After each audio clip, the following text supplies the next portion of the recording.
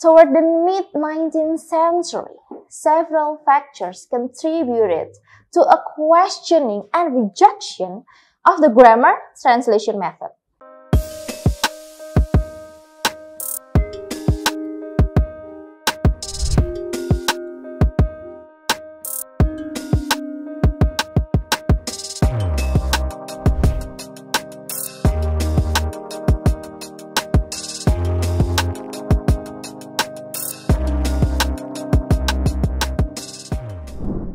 Assalamualaikum warahmatullahi wabarakatuh. Hello everyone, I hope you are all in a good condition. Welcome to Teaching Method and Classroom Management class. I am Reza Pustika, M.Pd, the lecturer for Teaching Method and Classroom Management subject. Before we go further to today's topic of discussion, you'd better know that this subject is related to classroom management, including the selection of approach, method, and technique applied in learning process, as well as the whole organization of the class in each session. Further, it covers pre, while, and post-teaching activity in learning process. By taking this subject, students are expected to be able to explain brief history of language teaching and all teaching methods and classroom management, explain the concept and example of communicative approach, and demonstrate classroom management through micro-teaching.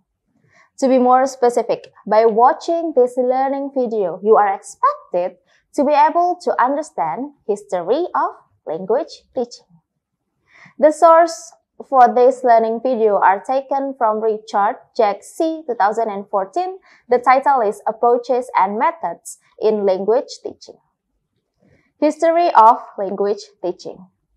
Richard 2014 in his book argues that knowing historical perspective enables us to see that the concerns that have prompted modern method innovations were similar to those that have always been at the center of discussions on how to teach foreign languages. Changes in language teaching methods throughout history have been reflected recognition of changes in the kind of proficiency learners need, such as a move toward oral proficiency rather than reading comprehension as the goal of language study. They have also reflected changes in theories of the nature of language and of language learning. It has been estimated that some 60% of today's world population is multilingual, both from a contemporary and a historical perspectives. Bilingualism or multilingualism is the norm rather than the exception. It is fair then to say that throughout history, foreign language learning has always been an important practical concern. Whereas today's English is the world's most widely studied foreign language, 500 years ago it was Latin, for it was the dominant language for education, commerce, religion, and government in the Western world. In the 19th century, however, French, Italian, and English gained in importance as a result of political changes in Europe, and Latin gradually become displaced as a language of spoken and written communication. As the status of Latin diminished from that of a living language to that of an occasional subject in the school curriculum, the study of Latin took on a different function. The study of classical Latin and an analysis of its grammar and rhetoric become the model for foreign language study from the 17th to 19th centuries. Once basic proficiency was established, students were introduced to the advanced study of grammar and rhetoric. As modern languages began to enter the curriculum of European schools in the 18th century, they were taught using the same basic procedures that were used for teaching Latin. Textbook consisted of statements of abstract grammar rules, lists of vocabulary, and sentences for translation. Speaking the foreign language was not the goal, and oral practice was limited to students reading aloud the sentences they had translated. By the 19th centuries, this approach based on the study of Latin had become the standard way of studying foreign language in schools. A typical textbook in the mid-19th century thus consisted of chapters or lessons organized around the grammar points. Each grammar point was listed, rules on its use were explained, and it was illustrated by sample sentence. 19th century textbook compilers were mainly determined to codify the foreign language into frozen rules of morphology and syntax to be explained and eventually memorized. Oral work was reduced to an absolute minimum, while a handful of written exercises constructed at random came as a sort of appendix to the rules. This approach to foreign language teaching became known as the grammar translation method. Grammar translation method will be discussed in another learning video later. Continue talking about the history of teaching method. Toward the mid-19th century, several factors contributed to a questioning and rejection of the grammar translation method. Increased opportunities for communications among Europeans created a demand for oral proficiency in foreign languages. Initially, this created a market for conversation books and phrase books intended for private study. But language teaching specialists also turned their attention to the way modern language were being taught in secondary schools.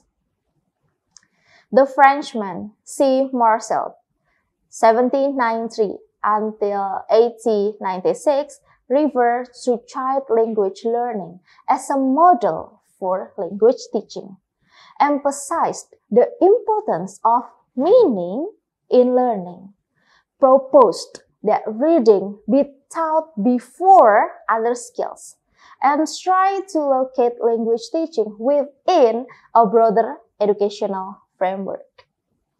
The Englishman T. Prendergast, 1806 until 1886, was one of the first to record the observation that children use contextual and situational cues to interpret utterances and that they use memorized phrases as routines in speaking.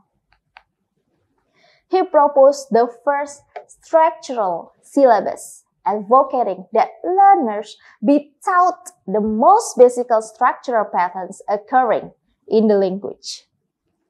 The Frenchman F. Ghosn, 1831 until 1896, is perhaps the best known of these mid-19th century reformers. Ghosn developed an approach of teaching a foreign language based on his observations of children's use of language. He believed that language learning was facilitated through using language to accomplish events consisting of sequence of related actions. His method used situations and themes as a ways of organizing and presenting oral language. Ghosn emphasized on the need to present new teaching items in a context that makes their meaning clear, and the use of gestures and actions to convey the meaning of utterances are practices that later become part of such a process and method as situational language teaching and total physical responses. Language teaching specialists like Marcel, Prendergast, and Gowen have done much to promote alternative approaches to language teaching, but their ideas failed to receive widespread support or attention. From the 1880s, however, practically minded linguists like Henry Sweet in England, Wilhelm Fischer in Germany, and Paul Passy in France began to provide the intellectual leadership needed to give reformist ideas greater credibility and acceptance. Phonetic was established, giving new insight into speech processes. Linguists emphasized that speech, rather than the written word, was the primary form of language. They were interested in developing principles for language teaching out of naturalistic principles of language learning, such as seen in first language acquisition. This led to what have been termed natural method or direct method, while direct method itself will be discussed in another learning video later. Well guys, as you have come to the end of this learning video, I want to summarize our discussion to you. First, knowing historical perspective enable us to see that the concerns that have prompted modern method innovations were similar to those that have always been at the center of discussions on how to teach foreign languages. Second, 500 years ago, it was Latin, for it was the dominant language of education, commerce, religion, and government in the Western world. In the 16th century, however, French, Italian, and English gained in importance as a result of political changes in Europe, and Latin gradually became displaced as a language of spoken and written communication. Third, from the 17th and 19th centuries, once basic proficiency was established, students were introduced to the advanced study of grammar and rhetoric. This is when grammar translation method took place. 4. Increased opportunities for communication among Europeans created a demand for oral proficiency in foreign languages. This is when direct method took place. Well, guys, that covers what I want to share with you in this learning video. For your own teaching practice later, I recommend you to read more on the works of experts. You will surely get inspiration from them. For your own reflection and to check your understanding, please kindly check your Spada. There, you can find post-tests to check your understanding about this topic. If you want to have further discussion under this topic, do not hesitate to contact me. Thank you so much to watch the video until it ends. Don't forget to like the videos in Kuliah Teknokrat channel and subscribe it. It will surely help your college study. I am Reza Pustika signing out. Thank you. Goodbye.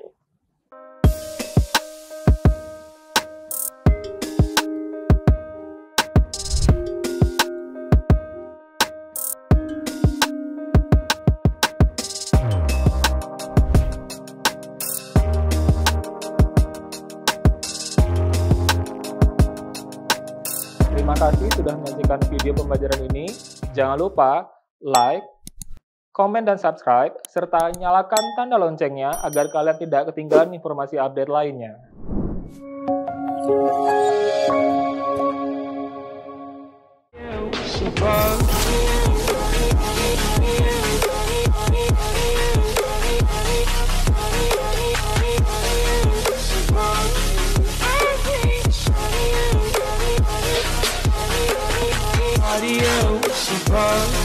I hate Spada.